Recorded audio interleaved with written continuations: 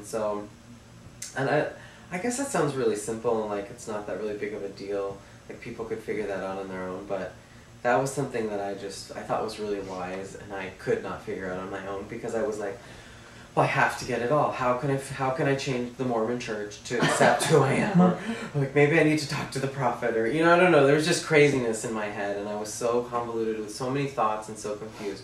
So I went home, and within that day or the next day, I typed a letter to my parents. Of course, I could not call them, and I had bought my mom an Eat Well, Live Longer health food book that she still has to this day. When I was home, like last month for my birthday, she opened this book and she's like, I love this book. She goes, this is the book where you told me you were gay. Because I typed up the letter and I put the letter inside the book and I sent her the book. I don't know why. Eat well, live longer, I'm gay. Yeah, eat well, live longer, by the way, I'm gay. But it was sort of like I had this gift for her anyway, and so I was, I wanted to give her this gift.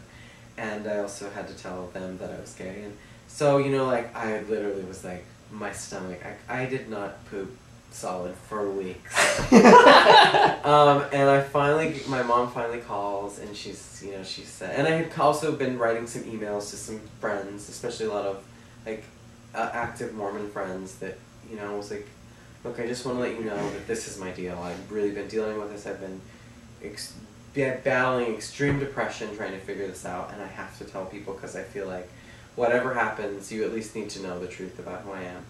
And so my mom calls me, and she said, well, we got your letter. She said, I'm not surprised.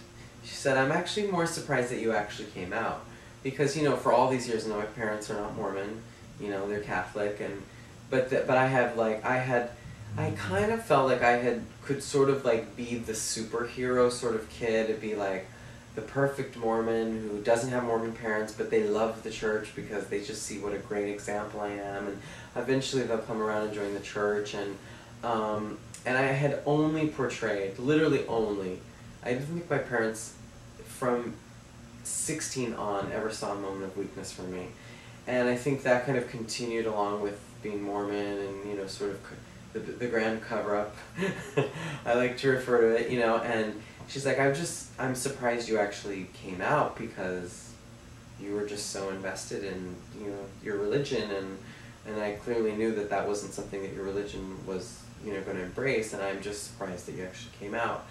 And she was more worried. She's like, and I guess something I've sort of left out is I didn't contemplate like taking my life, but it was definitely going to a place of, it was sort of like, this was too much, like this was all way too much to handle, and the anxiety and the stress. I got down to like 130 pounds. I was just so, I was eating, but it was just, I had no appetite, and I was so stressed out about everything. And Catherine Mattis's brother, a guy who, this mutual friend we have, her younger brother committed suicide on the steps of the Mormon church.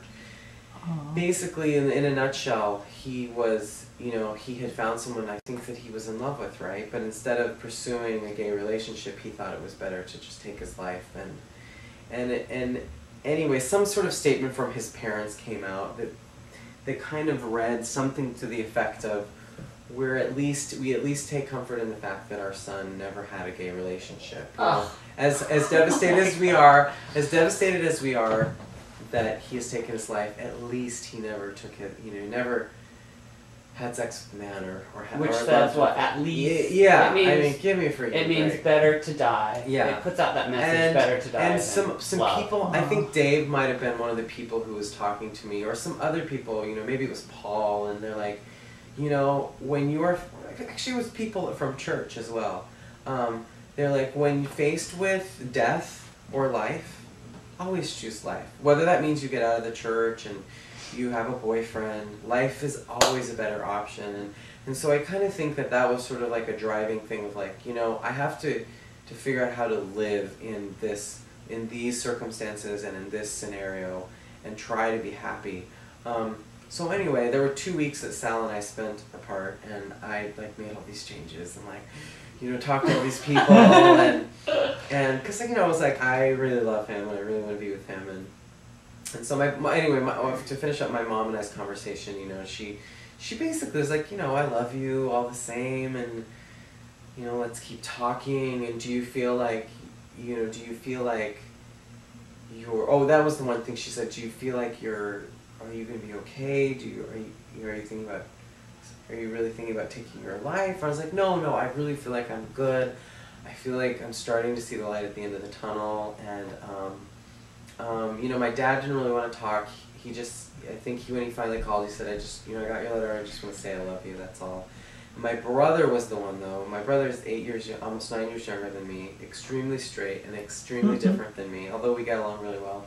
But I think I have, especially to credit coming out, my brother and I's great relationship I have solely based on the fact that I came out, because he got on the phone and I think he'd been crying to my mom. He's like, I just worry that, you know, Dad is going to be really mean to Carlos, and, you know, I'm a little worried about Dad's reaction, and I don't want him to be, you know, I don't want him to feel any bias or not bias, prejudice, you know, from Dad. And my brother was just like, literally was the textbook answer of what a straight brother should say to a gay brother. He's like, I just want you to know that I love you, and if, you know, it's okay.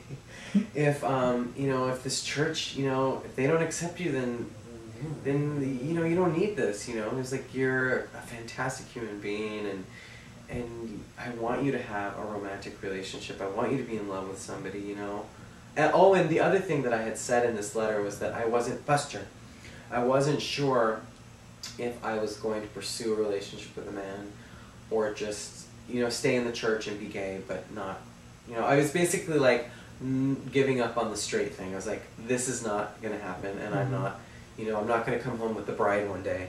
And so he's like, I don't think you should do that. I think you should pursue who you love. And I was like, I remember getting off the phone and just feeling like my whole body was just like tingling. Because I was like, this is amazing that my little straight brother had such a mature response. And ever since then, we've been so close from that. Anyway, so what happened from there was Sal and I got back together. And I kind of like started this new search for, like, you know, because I felt like I had gay life here and I had spiritual life, Mormon life here. And I desperately needed a way to fuse them together. And still, like, I had a ton of anxiety. I still think I maybe gained like 5 pounds, where I should be about like 145. I was like 135. I couldn't, like, my poop was not solid for months. I just, like, because my stomach was in such knots, I had so much anxiety about, even though I was trying to give this whole thing with Sal a chance, I like just felt so anxious. And I would like, I remember we were at a park one day.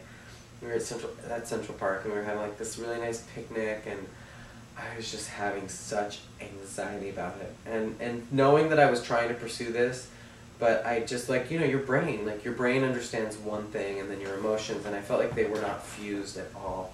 So I tried going to, finding like gay congregations, and like we went to this Methodist church, or Unitarian church, and there was this whirling dervish man who like he did spins around himself for like 5 minutes with this music. And I was like, yeah, not so much. And then I found, because I grew up Catholic, and so we went to a gay Catholic congregation down in the village. And that was really helpful, because they would be like, well, to be a good gay Catholic, or a good gay Christian, or a gay follower of Christ, you know, like, to hear those words, I think for my psyche was so healing, that someone could actually preach God and love and gay, you know, like all in the same sentence, or in the same homily or sermon or whatever.